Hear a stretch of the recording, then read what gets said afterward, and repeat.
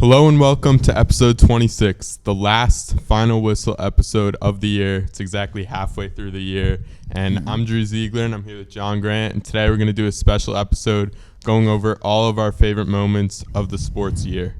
So in the NFL, there were just some great moments. Obviously, the Chiefs winning the Super Bowl and Pat Mahomes getting his second MVP and second Super Bowl with the Chiefs. But what were some of your favorite moments of the year? It was a great NFL season this year. I think that one of my favorite moments was the biggest comeback in NFL history, the Bills-Vikings game. They were down 30-0 and they halftime, and they came back 30 points to win it. Yeah, that was obviously a great moment. And also the Vikings come back against the Colts. And they were down so much at half, and they came back to win. The Vikings had some great games this year, but they failed to win a playoff game against the New York Giants. And another just crazy moment, not too much, didn't have too much effect like on the playoffs or anything, but the Raiders beating the Patriots in the last minute pick six after Jacoby Myers just threw it away for no reason. Yeah, that was one of those plays where you'll probably never see something like that ever again, or at least for the next 10, 20 years. Just something to play that's so crazy like that. Yeah, there was also just some more comebacks. Jaguars defeating the Chargers in the playoffs, down 27-0. And that was just a great game. And I think that cemented Trevor Lawrence as one of the top quarterbacks in the league, especially. Yeah. And we had another AFC conference rematch, Chiefs and Bengals. The Chiefs finally taking down the Bengals in the AFC championship game and going on to win the Super Bowl, like I said earlier. Another one of my favorite moments had to be when Geno Smith won the Comeback Player of the Year award, just because I'm a Seattle fan, but just all that time going into it, being a backup quarterback for 9 years.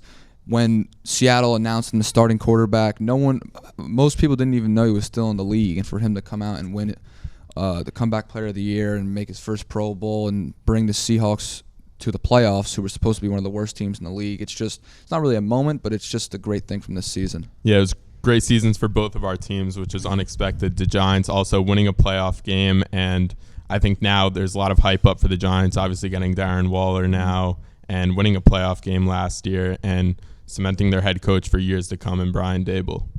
And now we're going to take a short break, and James is going to come up to talk about his favorite moments of the MLB and NCAA football year.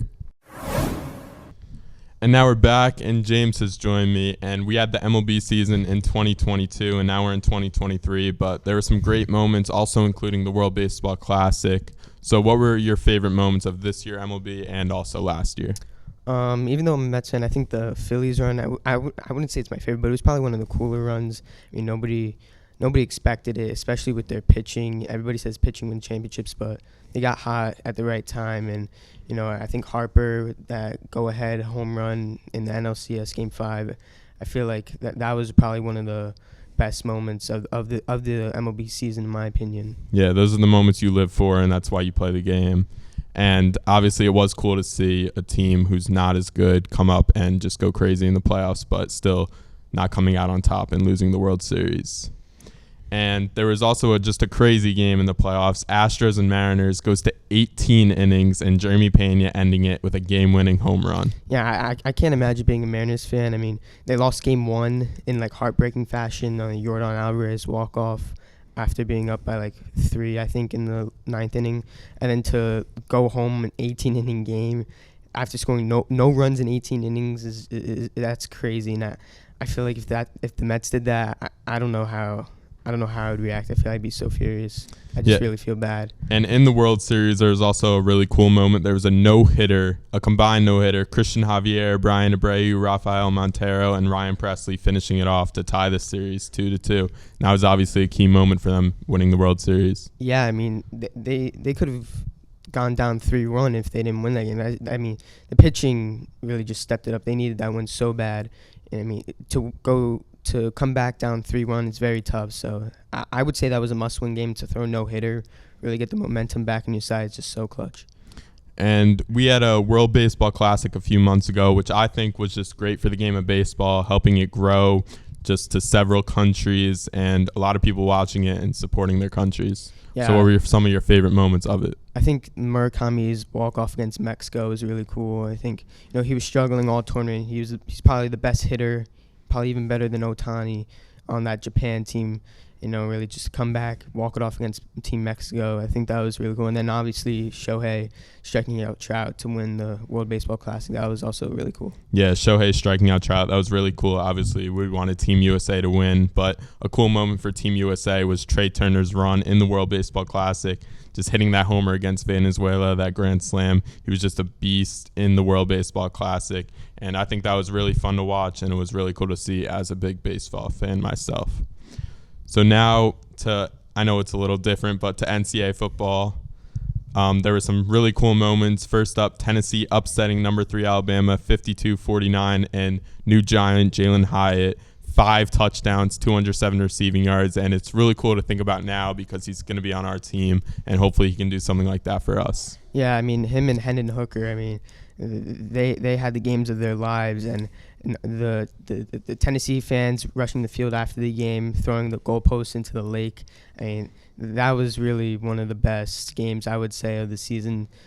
I know Alabama was kind of struggling going into that game, but you got to give Tennessee all the credit. I think this was like their first, you really knew they were real after this game. They haven't been to the top like this in a long time, probably since Peyton Manning was back at Tennessee. So this was a great program win for Tennessee. I think it was really cool to see how the fans reacted. Yeah, the Tennessee Volunteers had great years in all sports, including basketball and now baseball. Also, they're going into the College World Series almost. And in the biggest rivalry in college football, Michigan and Ohio State. Michigan blowing out Ohio State 45-23, and that gave Michigan some leeway into getting into the college football playoff. Yeah, even though Michigan won last year, maybe I wasn't shocked that they won, but the fact that they blew them out, really ran away. Those 2 big Donovan Edwards touchdowns. I don't think I've ever been more shocked watching a sporting event in my life. I mean, I thought Ohio State was really going to come in and win, take revenge from last year, but Michigan, they looked, that was probably the best game they played all year, and you got to play the best against your best opponents, and I was very shocked. And in the college football playoff, the semifinal games were great, but the final was just horrible. It was just blowout. Georgia defeated TCU, but on one side, Georgia beating Ohio State 42-41 as Noah Ruggles missed a field goal to win it right as the ball dropped. I remember watching that, flipping back and forth, and Georgia came out on top in the end. Yeah, C.J. Stroud, Marvin Harrison, they really showed the world, how good they are, really helped their draft stock. But, Georgia, everybody thought the defense would win it for them, but the offense putting up 42 points against an Ohio State defense, which was still good. Georgia's really took the show because they're Georgia, they had the best defense in the country. But Ohio State, giving up 42 points to Georgia's offense, I don't think many people expected that. So Stetson Bennett really showed. He still, even though people were maybe saying Ohio State might win, he really shut him up. And on the other side, TCU defeated Michigan 51-45 in a thrilling game. Michigan came back but couldn't finish the comeback. Yeah, the one thing I remember from that game that really sticks out is Roman Wilson, caught a touchdown, but they ruled it down at the 1-yard line, and then Michigan fumbled the next play. That was a really bad call. TCU really took advantage, though. I think they went down and scored a touchdown. They really tore up Michigan's defense, which I think was second best in the country behind Georgia. So I think that was the most impressive performance in the college football playoff, was TCU's offense. And that's going to do it for us talking about college football. And now we're going to take a short break. And when we come back, Steven's going to join me to talk about some NCAA basketball and the NBA. So now Steven has joined me, and first up, NCAA basketball. It was just a great year for March Madness, as it always is, but something that never, the second time actually it's happened. 16 seed FDU beats the number 1 seed Purdue, and another upset, number 15 seed Princeton makes it to the Sweet 16 after beating Arizona. You love to see those runs because it's not fun watching all the higher seeds always dominate. It's always cool watching a underdog team. You really got to think about it. FDU's not even supposed to be in the tournament. They lost their conference championship, but the team they lost to was an eligible team and go in the tournament, which sucks. But just imagine if they were FDU, this run would have happened. But I'm glad it did because it's something you never really see. And another team with a Cinderella run, Florida Atlantic, a 9 seed, makes it to the Final Four, and they just look dominant the whole entire tournament until that Final Four. Yeah, you never really hear of that school when it comes to any sport in college, but this is how you make noise for your college. You put yourself out there. Maybe this will attract better players. Maybe they'll become a better team. But, it seems like a once-in-a-lifetime run for them, if I want to be honest. Yeah, they went around 30-3 in the season, and they showed why they did in the tournament. And in the championship game, we had a number 4 seed and a number 5 seed matchup between UConn and San Diego State. And UConn came out on top. They looked to be the best team in the tournament the whole entire time. They just played great the whole entire time with Jordan Hawkins leading them. Yeah, they just looked very dominant. It looked like every game was a breeze for them, which is kind of hard to say in March Madness because no matter who you play, it's always going to be a tough game. But if you asked me at the beginning of the season if you expected those two in the championship, I would definitely say no. But because, UConn had a pretty rough midway of the season, but, things turned around perfect for them and just great, amazing season for them. Now in the NBA, as we're recording this on Tuesday, last night the Nuggets beat the Heat in Game 5 to win the NBA Finals. Nikola Jokic, Finals MVP, averaging 30 points, 14 rebounds, and 7 assists, usually his dominant self. Yeah, I mean, when we first started talking about the NBA playoffs on the show, I said the Nuggets, this is their year to win it. Like they always end up losing the first round, their second, because they can't do it. But, like, this year they just dominated, like, anything in their way. This is unbelievable. And the scary part is their team is going to be exactly the same next year. And it's sad that he didn't win MVP. I don't know how he didn't win MVP. Like, bro, he's a walking triple-double. Like, that's amazing. He does it every single game. He's broken so many records in the playoffs. This is like his first time. Like, this run is just incredible for him. This is a history books. Obviously, the Nuggets are 1-0 in the NBA Finals. 47-year drought, but it was just an amazing run. Yeah, Nuggets, a homegrown team. They've got a lot of talent on their team who they drafted, which I think is cool to see, just growing your team around the players that you drafted. And some cool moments during the year, obviously LeBron James breaking the NBA scoring record. After playing for 20 years, he finally does it to break Kareem's record. And there are more moments also. The Kings, they had an improbable season, and one of their great games, they beat the Clippers 176-175. Yeah, that's ridiculous. That's like that's like an all-star game. Everybody's just like chucking up balls and stuff like that. And it's just going in nonstop. But I think one of my favorite moments is, I'm a Knicks fan, so I'm gonna say the Knicks season. I mean, you signed Jalen Brunson. You don't know what we're gonna get out of him, and he just played amazing for the Knicks. It looks like their future is very bright for the Knicks. They just gotta fix around some players, but as a Knicks fan, I feel like I'm gonna be happy for a couple more years now. So yeah, the Knicks season was very exciting, and obviously Jalen Brunson turning out the way he did was obviously really fun to watch.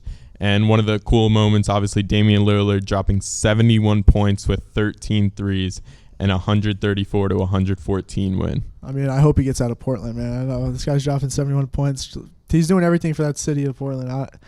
But they just don't have his back. I hope I see him on a new team, and hopefully not the Heat, hopefully the Knicks. And I hope he goes to a winning team and starts winning in the playoffs. I feel bad for those guys who are just amazing and can just never make the playoffs. So hopefully he gets out of there and ends his career the right way. And now we're going to take a short break, and James is going to come back to talk about the NHL, which has not ended yet for us. So now in the NHL Stanley Cup Finals, the Golden Knights up 3-1 on the verge of winning the Stanley Cup tonight for us on Tuesday. And what do you think about the series so far? It seems like Vegas is really dominating so far, except for that one game they lost. Yeah, even in that one game, I think they dominated most of the game. They gave up game-tying goal, a couple minutes left, but I mean, it's been Vegas all series. I think they really stopped Tkachuk. I don't think he's having the series like he did, in previous series, and they're really just tearing up the Panthers' defense. I don't think they're really giving Bobrovsky really much of a chance to really be to give him a chance to win the game for the Panthers. They're just putting so many shots on net, so many high-quality shots on net. And in that game 4 at the end, Florida had a chance to score, and they almost got it in, but when they didn't, I think that might have been the dagger, and I think the Golden Knights are going to finish it off tonight on home ice. Yeah, I mean, Aiden Hill's save, at last second on Tkachuk. I mean, that's you need to make those saves on the championship team, and I think that's really a defining moment in their run. If they win, I'm not going to say they are, I'm not going to jinx it, but if they win, everybody's going to look back at that moment because that could have been a real momentum shifter. If they won back-to-back overtime games, I mean, who knows? Game 5 tied 2-2. It's anybody's series. And obviously there were some great moments in the NHL, as there always is. First up, the Florida Panthers playoff run after beating the most winningest team in NHL history, the Boston Bruins. And then they went on to beat the Maple Leafs and the Hurricanes. And now they're on the verge of elimination, but still just an amazing season for them. Yeah, one of the best playoff runs in NHL history.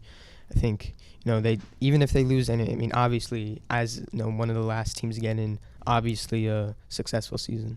And the Maple Leafs finally win a series in the playoffs for the first time in 19 years after beating the Lightning in 6 games. Over the past recent years, it seems like they're always in the playoffs, but they just can't get it done. Yeah, and even if they're always in the playoffs and they always have good teams, that's the craziest part. I mean, you could be a bad team making the playoffs and not winning a series isn't that shocking, but they've had some really good teams in the past few years.